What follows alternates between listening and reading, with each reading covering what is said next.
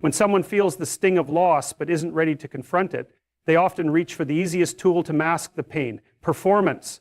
And in the modern world, that performance lives on social media. It's not healing, it's not growth, it's a strategy. You see, when she's pretending to be happy without you, one of the first places it shows is on her feed. It's subtle at first, a well-timed photo with a radiant smile, maybe a caption about peace, freedom, or finally being herself. But beneath that curated image, there's usually a psychological war taking place. Because if she were truly content, she wouldn't need to make such a show of it. Real peace is quiet. It doesn't need validation. But pretending needs witnesses.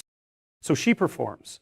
Not just for her followers, not just for her friends, but most importantly, for you, the one she's trying to convince. And this isn't about narcissism. It's about a fragile ego trying to rewrite the story before the pain sets in too deeply. She wants to be the one who looks like she made the right call. The one who walked away and didn't flinch. Because if she can convince the world she's thriving, maybe she'll start to believe it too. And that's the trick. The performance isn't just to manipulate your perception. It's also to shield herself from her own doubts. Social media, in that sense, becomes a shield and a weapon. A shield from inner conflict and a weapon to stir insecurity in you. She may not say it directly, but every filtered smile, every highlight reel from a weekend trip or a night out is carefully chosen. It's all meant to say, look how well I'm doing without you. And here's the thing, if you were truly irrelevant, she wouldn't feel the need to make that statement at all. People don't put on shows for those they've emotionally detached from. They put on shows for the ones they're still tethered to. The very effort of trying to appear unaffected is itself evidence of the emotional weight that still exists. Because if she had genuinely moved on, she'd be indifferent, not performative. She wouldn't need to prove anything. That's the paradox of pretending to be happy. Real happiness doesn't need an audience, but performance does. And the more frequent and curated those performances become, the more obvious it is that she's still caught in the gravitational pull of what once was. You'll notice a shift. At first, the posts are vibrant, polished, almost aggressively joyful. Then they become cryptic, emotionally vague, quotes about strength, self-love, and the pain of betrayal. What she's doing is testing the water. It's an emotional fishing expedition. She's watching your response, even if it's silence, especially if it's silence, because your silence is a mirror. And when her performance is met with no applause, no reaction, it creates discomfort. That discomfort often leads to more exaggerated displays. She doubles down, not because she's over you, but because the lack of validation is confirming what she fears the most, that you may actually be moving on without needing to prove it. This is when pretending becomes exhausting. The energy it takes to maintain the illusion begins to wear on her, because it's hard work to keep up appearances when your internal world doesn't match the image you're projecting. It becomes unsustainable, and eventually the mask starts to slip. That's the moment of reckoning. When she realizes that all the pictures, the stories, the inspirational quotes, they've done nothing to fill the void. The external noise hasn't quieted the internal questions, and there are always questions. She'll wonder why she still thinks about you when she's alone, why she still checks to see if you've seen her story, why the attention from others feels hollow. And those questions, left unanswered, begin to echo louder than the applause from her audience, because the audience doesn't really know her. You did. And that's what makes it harder. You knew the unfiltered version. You knew her before the performance. And no matter how polished her online presence looks, there's still a part of her that knows, deep down. You can see through it. So if you find yourself watching her from a distance and wondering if she's really that happy, understand what you're seeing. You're not witnessing healing. You're witnessing image control.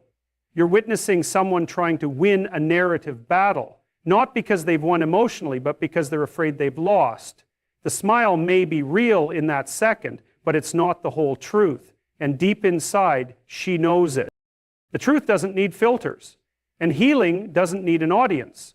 But pretending needs both. You'll notice something fascinating. When someone pretends they're fine without you, they surround themselves with noise. social noise, new friends, new flings, constant activity. It's a frenzy of movement that on the surface looks like freedom, but underneath is often a desperate attempt to avoid sitting still, because in stillness, the truth has a way of creeping in, and the truth is uncomfortable. It's easier to run from it than to confront it. That's why she keeps moving. She fills her calendar, she fills her phone with conversations, and she surrounds herself with distractions. Because silence is dangerous. Silence brings clarity. In the early days after the breakup, this is often masked as living life to the fullest, but it's not authentic, it's survival. It's a reaction. She's not engaging with the world because she's overflowing with joy. She's engaging because she's trying not to feel the absence, your absence. She doesn't want to deal with the emotional consequences yet, so she outsources her peace to people, to events, to external stimulation, but it's fragile. It breaks the moment the music stops. It breaks the moment she's left alone with her thoughts. What's often misunderstood is that emotional disconnection doesn't mean emotional detachment. She might appear detached on the surface, but emotionally, there's still a deep entanglement. That's what drives the behavior. She doesn't want to admit that letting you go was more complicated than she expected. So instead of confronting that reality, she escapes it. She jumps into temporary relationships or entertains new romantic interests, not because she's ready for something real, but because she's trying to replace what she lost. But you can't replace something meaningful with something superficial and expect fulfillment. You can only delay the reckoning. The people around her might reinforce this illusion. They tell her she's doing great, that she looks amazing, that she's glowing, but validation from the outside is no substitute for inner peace. She might go along with it.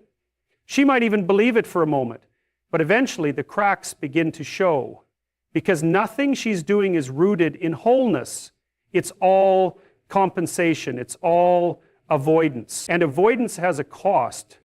You start to see it when the pace slows down, when the novelty of distraction wears thin, when the nights out become routine instead of exciting, when the attention she sought begins to feel hollow. And that's when the loneliness sets in. Not because she's alone, but because she's surrounded by everything that doesn't satisfy her. That's the irony of trying to outrun your feelings. No matter how fast you go, they're always one step behind you, waiting for you to get tired. And eventually she does. She gets tired of pretending that it doesn't bother her, tired of acting like it was easy to walk away. Because the more she distracts herself, the more obvious it becomes that the void she's trying to fill isn't about her circumstances. It's about what she lost. It's about connection. And deep down, she knows she had it with you in a way that these fleeting moments can't replicate. But here's where it gets even more interesting. She doesn't just miss you, she misses who she was when she was with you. Because in the absence of genuine connection, people begin to reflect on their own emotional identity. She remembers the version of herself that felt safe, seen, understood, and even if she won't admit it, she starts to realize that what she's chasing now is just an imitation of what she already had. But she traded it for what looked like freedom, and freedom without emotional grounding becomes chaos. So what does she do? She might double down on the noise. She might throw herself deeper into distractions, or she might begin to pull back and quietly reflect.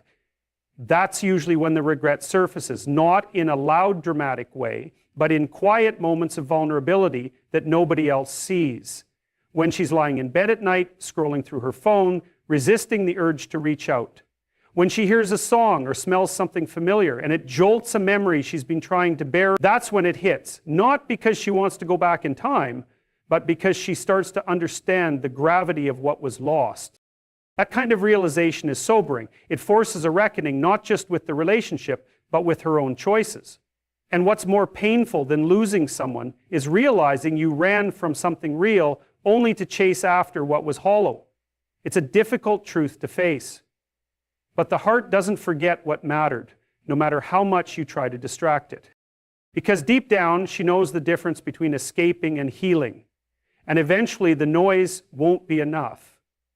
There's a strange moment that creeps in when someone realizes they can't trigger you anymore. It doesn't happen all at once. It builds slowly and then hits suddenly. that realization that the emotional power they once held over you is now gone, can be more shocking to them than the breakup itself. Because for some people, control isn't just a byproduct of a relationship, it is the relationship. The ability to push your buttons, evoke a response, make you chase after them when they pull away. That dynamic becomes their silent proof that they still matter, that they still hold significance in your emotional world. So when that disappears, when they prod and poke, and there's nothing, no reaction, no confrontation, no emotion, it shakes them in a way few things can. It's unsettling because it's not what they expect. They expect you to be angry, to lash out, to question, to chase. But when you do none of those things, it communicates something far more powerful than words ever could, that you've moved past the place where they could reach you. And that silence is deafening. It speaks to growth, to emotional independence, to strength, and for them to a loss of identity. Because if they're no longer the person who can stir you up emotionally, then who are they to you now? The answer is often nothing. And that, more than anything, is what begins to torment them. You see, many people confuse attention with affection. As long as you're reactive, as long as you're emotionally available, even through anger or frustration, they believe they still have a place in your heart. But when your energy becomes indifferent, when your focus turns inward, and your emotional tether to them dissolves, they're left holding the pieces of a script they no longer get to play a role in. It feels like rejection, even if it's simply detachment. And for someone who thrived on the dynamic of control, that rejection is unbearable. It creates a psychological dissonance. On one hand, they might have told themselves that they're fine without you, that they made the right choice or that they've moved on. But on the other hand, your lack of reaction contradicts their narrative. If you're not angry, not bitter, not hurt, then maybe they didn't mean as much as they thought they did. That's when the regret creeps in, not because of who you were necessarily, but because of what your silence says about them. It confronts them with a mirror they were never ready to look into, a mirror that doesn't reflect the powerful, desirable figure they imagined, but rather someone who was only ever important because you made them important. This loss of influence is uniquely painful. And you need to understand, it's not always about love, it's about ego, it's about identity. It's about the need to feel significant even in someone else's suffering. So when you stop suffering over them, they lose that significance. That's why some people come back not to reconnect, but to test the waters, to see if they still have that pull, to see if they can still extract a reaction from you. And if they can't, it stings in a way nothing else can. Because emotional power once lost is rarely regained. They start to reflect on their choices, not because they've had a moral revelation, but because your silence now exposes the consequences. It becomes clear that their behavior wasn't without impact, and more importantly, that they're no longer in control of the outcome. You are. You've taken back your attention, your emotions, your energy. You've reclaimed what was always yours. And that realization doesn't just break the cycle, it breaks their perception of themselves. And here's where it gets really uncomfortable for them. They begin to see the version of you that they never believed would exist without them. Strong, peaceful, focused. You're no longer explaining yourself, no longer defending your worth, no longer responding to the chaos. That's not indifference in a cold, bitter sense, it's liberation. You've outgrown the emotional ecosystem they used to thrive in, and what used to feel like power for them now feels like desperation. This is where the silence speaks louder than any argument ever could. You're no longer playing the role they assigned you. You've written your own script, and in that new narrative, they have no place. They've become a footnote, and for someone who once believed they were the whole story, that's the hardest truth to accept. Because the moment you stop reacting is the moment they realize they've lost something they truly value until it was no longer accessible. There's a strange irony that plays out when someone realizes they're no longer the center of your universe. In the beginning, after a breakup, they might pretend they've moved on effortlessly. They might showcase a picture-perfect life full of laughter, confidence, and new distractions, but it's often just that, a performance. Because the truth begins to surface, not when they're being watched, but when they realize the audience is no longer there. And when they reach out, when they throw that emotional hook your way, and you don't bite, when you don't respond with desperation, longing, or even curiosity, that's when the illusion starts to fracture. That's when it dawns on them. The grip they once had on you is gone, and the grip you have on them, the grip they once had on you is gone.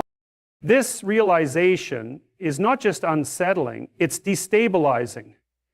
Because for a long time, your presence in their life, whether it was through conflict or connection, validated their worth.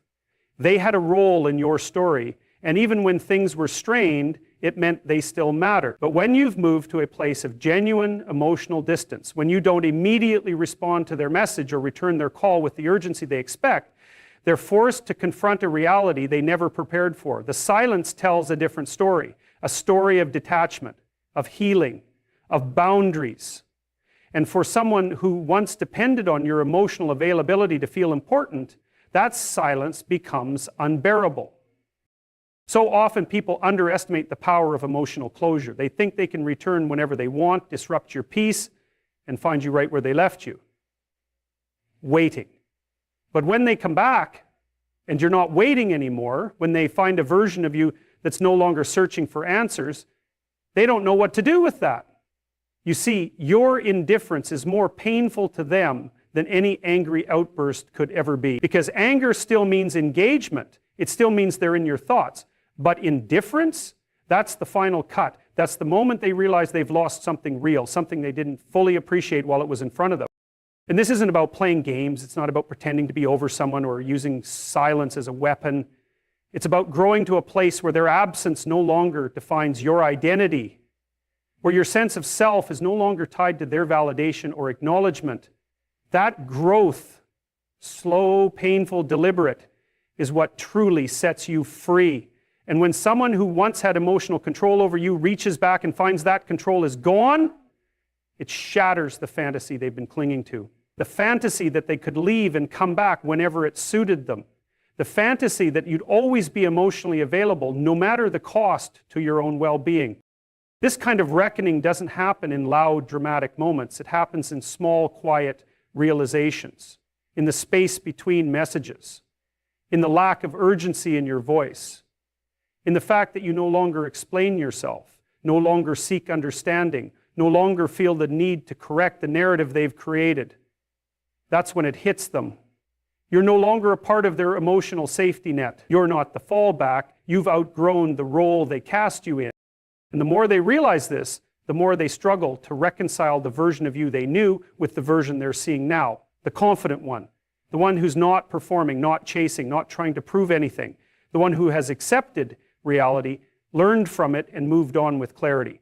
That version of you is the one they never anticipated. It's the one that makes them question everything they assumed about the relationship and their place in it. What they often don't understand is that peace doesn't require permission. You don't owe them your pain. You don't owe them access to your healing. And you certainly don't owe them the satisfaction of seeing you unravel when they decide to reappear. Growth means recognizing that not every hand that reaches out deserves to be held again. Sometimes it just deserves to be acknowledged and let go. With kindness, maybe, but with firmness, always. So when you respond or choose not to, you're not being cold. You're being clear. You're being grounded. You're being someone who no longer defines their worth by someone else's confusion. And that clarity is what makes them regret walking away. Not because they finally see your value, but because they finally realize you don't need them to, and that's the moment everything changes. There's something deeply unsettling to someone when they realize that they've been replaced, not necessarily by another person, but by a deeper sense of self-respect, purpose, and direction that no longer includes them. That's the part they never anticipate. It's easy for people to believe they'll always occupy space in your mind, that even if you're apart, they still linger in your heart. That illusion gives them comfort. But when they reach back out and sense that emotional space has been filled, not with bitterness, not even with someone new, but with peace, they don't know how to process it. Because let's be honest, people are not just afraid of being forgotten, they're afraid of becoming irrelevant. When someone who used to orbit your life suddenly finds themselves shut out of your emotional world, it destabilizes their sense of self, especially if they thought they had more time, more leverage, more control. But control is an illusion. And when they try to reassert it by texting out of the blue, calling when you least expect it, posting something that feels like a subtle signal, they're really testing one thing. Do they still matter to you? And when they realize the answer is no, or at least not in the way they used to, it hits them in a place they didn't even know could hurt. There's a very human tendency to believe that someone will always be available just because they were in the past. We anchor ourselves in old dynamics because they make us feel powerful or safe. But emotional maturity requires something more than nostalgia or entitlement. It demands accountability. And when someone reaches back after a long absence and encounters a version of you who no longer needs their validation, who's no longer suspended in the emotional purgatory they left you in, it forces a brutal kind of self-awareness, one they've been avoiding. You see, when a person walks away, either slowly or suddenly, they expect the world they left behind to remain static, especially if they believe they had the upper hand. But people change. And sometimes the change is quiet. It's in the way you no longer check your phone for their message, the way you stop romanticizing the past, the way you stop blaming yourself. And that's not just healing, that's evolution. And when they come back expecting to find the old version of you, the one who once tolerated uncertainty and emotional breadcrumbs, they're met with a different reality, one that is secure, one that asks for nothing, one that in its stillness speaks volumes. This kind of emotional replacement doesn't have to involve someone new. Often it's more powerful when it doesn't. Because what really unsettles them is knowing that the person they left behind learned to stand without leaning on anyone else. That you didn't use someone else to get over them. You used time, reflection, responsibility, you developed depth, you rebuilt, and what you created wasn't a performance, it was real. And real growth, real strength is the one thing they cannot compete with.